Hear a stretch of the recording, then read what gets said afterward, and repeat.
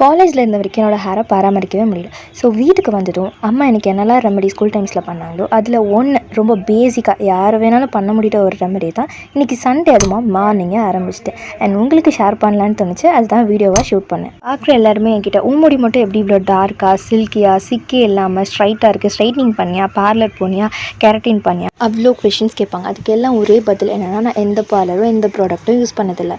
ரெண்டே பொருள் தான், ஒன்று ஹேர் ஆயில், இன்னொன்று ஹேர் பேக். இந்த ரெண்டுமே அம்மாவே எனக்கு வீட்டிலேயே பண்ணி கொடுத்துருவாங்க. இதே அம்மா எனக்கு ஹேர் பேக் பண்ணுறாங்கன்னா இவ்வளோ சிம்பிளாக முடிச்சிருக்க மாட்டாங்க. 10+ இன்க்ரீடியன்ஸ் கண்டிப்பாக சேர்த்துருப்பாங்க. சிம்பிளாக முடிச்சதுக்கு காரணம் என்னென்னா, இந்த பொருள் எல்லாம் உங்களுக்கு ஈஸியாக கிடைக்கும், உங்களால் டைம் சேவ் பண்ண முடியும், உங்கள் ஹேருக்கு ரொம்பவே எஃபெக்டிவாகவும் இருக்கும். இல்லை எவ்வளோ கஷ்டனாலும் பரவாயில்ல, நான் பார்த்துக்கிறேன், நான் கிராமத்தில் இருக்கேன், எனக்கு இது எல்லா பொருளுமே கிடைக்கும் அப்படின்னு நினச்சிங்கன்னா ஒரு க்ரீன் ஹார்ட் கமெண்ட் பண்ணுங்கள். நெக்ஸ்ட் vlogல அப்லோட் பண்ணுறேன். இதில் இருக்க 5 பொருளையுமே நல்லா வாஷ் பண்ணி உதிர்த்த ஜாரில் போட்டுக்கோங்க. கற்றாழையை கண்டிப்பாக 7 டைம்ஸாவது வாஷ் பண்ணணும்னு சொல்லுவாங்க. ஏன்னா இந்த எல்லோ மாதிரி வரும், அதனால தான் இந்த ஒயிட் கவரில் வச்சவங்களுக்கு காட்டுறேனே.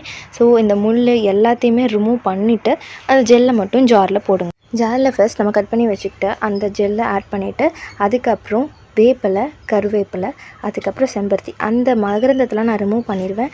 அதுக்கப்புறமா செம்பருத்தி இலை இதெல்லாம் போட்டு அரைச்சி அது இன்னொரு வேணும்னா கருந்தரிசி ஆட் பண்ணலாம், பெயின் வராமல் தடுக்கும். அதுக்கப்புறம் மருதாணியும் ஆட் பண்ணலாம், அது நம்ம தலையை குளிர்ச்சியாக்கும். கற்பூரவள்ளி ஆட் பண்ணோன்னா சளி பிடிக்காமல் பார்த்துக்கும்.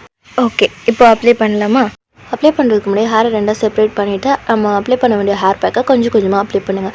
பார்ட்டிஷனாக எடுத்து ஸ்கேல்ப் ஃபுல்லாக அப்ளை பண்ணுங்கள். அண்ட் பாட்டம் பகுதி இதை ஃபுல்லாகவே கவர் பண்ணணும். ஸோ ஓவராலாக கவர் பண்ணிட்டு ஒரு கிளட்ச் கிளிப் வச்சு நீங்கள் ஒரு கொண்டை போட்டுக்கோங்க. கிட்டத்தட்ட கொஞ்சம் டைம் ஆகும் ஊறுறதுக்கு. ஸோ இது ஒரு 30 மினிட்ஸ் வரைக்கும் அப்படியே விட்டுருங்க.